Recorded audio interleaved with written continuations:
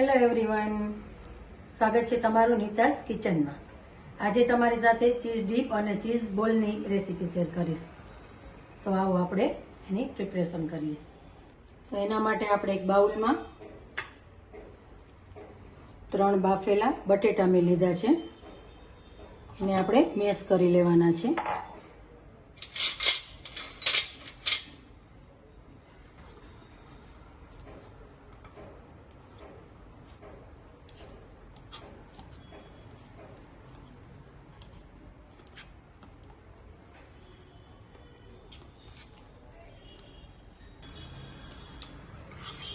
આ રીતે આપણે મેશ કરી લેવાના છે। હવે તેમાં આપણે બીજા ઇન્ગ્રેડિયન્ટ એડ કરશું। મેં મકાઈ બાફીને લીધી છે, એને ચોપરમાં ચોપ કરી લીધી છે, જે અડધો કપ આપણે એડ કરશું।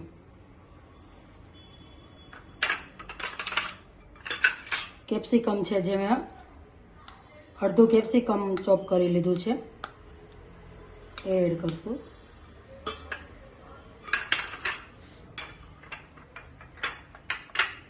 બે લસણની કળી છે, જે આપણે ગ્રેટરથી ગ્રેટ કરી લઈશું।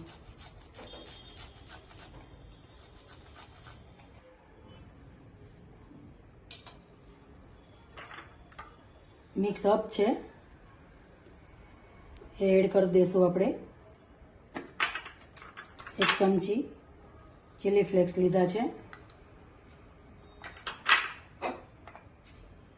મરી પાવડર છે, 1/2 સ્પૂન એડ કરશું। અડધી ચમચી મીઠું, અને બાઇન્ડિંગ માટે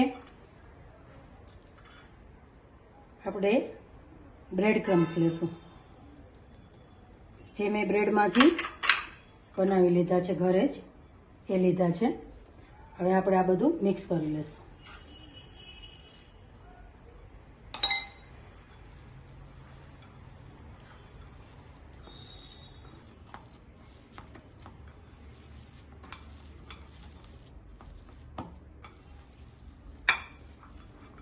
આ રીતે બાઇન્ડિંગ આવે ત્યાં સુધી એટલું આપણે તેમાં બ્રેડ ક્રમ્સ એડ કરશું।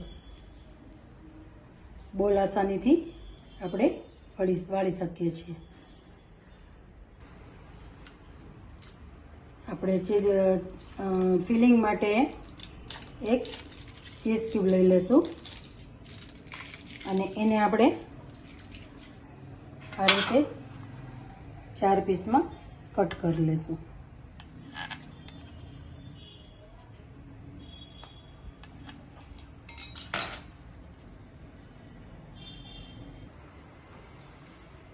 ચાલો આપણે બોલમાં ચીઝ ફિલ કરી દઈએ। એના માટે વચ્ચે આ રીતે ચીઝ ક્યુબ ફિલ કરવાનું છે। આ રીતે બધા બોલ આપણે તૈયાર કરી લઈશું।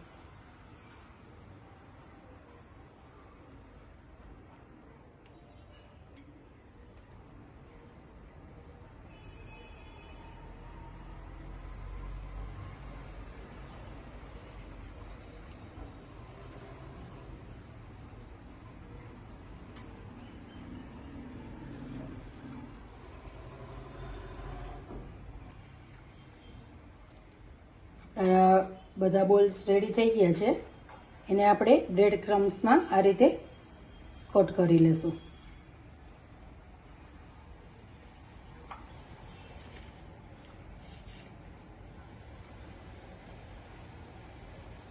એકદમ હલકા હાથે સરસ રીતે કોટ કરવાના છે। બધા બોલ્સ આપણે એ રીતે રેડી કરી લઈશું। આજે આપણે ડીપ ફ્રાય કરીને નથી કરવાના, આપણે અપમ પેનમાં કરવાના છે, એપે પેનમાં।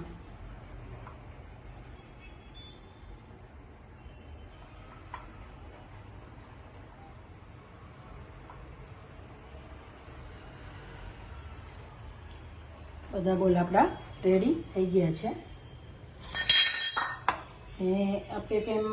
પેન ગરમ કરવા મૂકી દીધું છે. એમાં આપણે થોડું ઘી મૂકી દઈશું. આપણે આજે સેલો ફ્રાય કરવાના છીએ એટલે તમે તેલમાં પણ કરી શકો.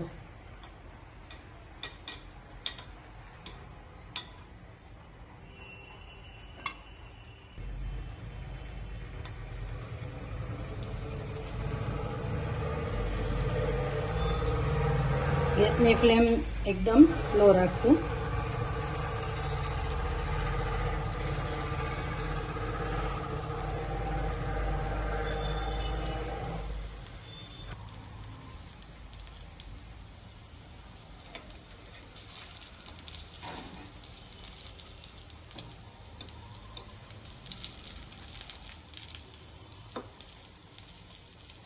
આ રીતે એની સાઈડ ચેન્જ કરતા જશું.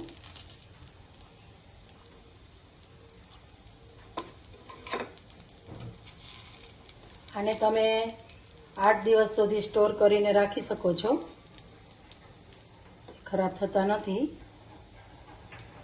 પછી જ્યારે તમારે બાળકોને ટિફિન બોક્સમાં આપવા હોય ત્યારે તમે સેલો ફ્રાય અથવા તો ફ્રાય કરીને આપી શકો છો. તો આપણા ચીઝ બોલ સરસ બ્રાઉન થઈ ગયા છે. હવે આપણે એને કાઢી લેશું.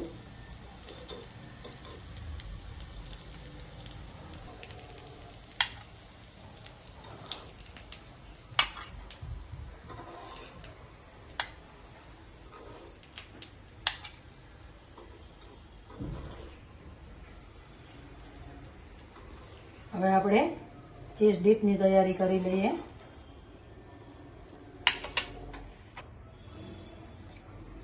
તેના માટે આપણે એક મિક્સી જાર લઈ લેશું.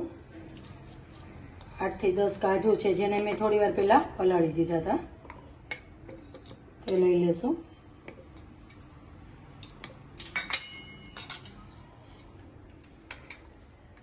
એમાં આપણે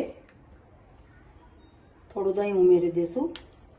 મોળું છે લેવાનું છે અને ઘાટું લેવાનું છે. અડધો ક્યુબ ચીઝ લઈ લેશું.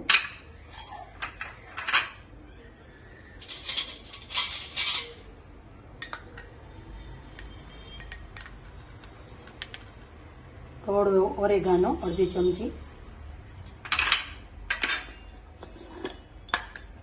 અને સ્વાદ પ્રમાણે મીઠું એડ કરશું. અને આપણે મિક્સીમાં ગ્રાઇન્ડ કરી લેશું.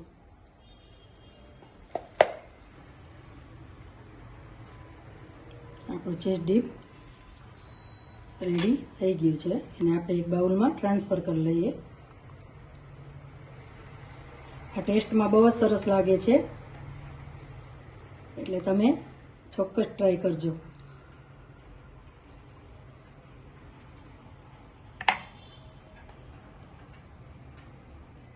આપણું ચીઝ ડીપ રેડી થઈ ગયું છે. આપણે એને ચીઝ બોલ સાથે સર્વ કરીએ.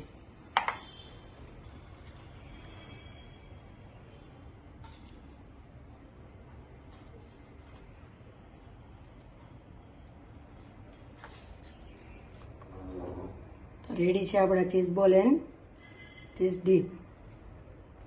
મારી રેસીપી પસંદ આવી હોય તો મારી ચેનલને લાઈક, શેર એન્ડ સબસ્ક્રાઈબ કરજો. Bye bye.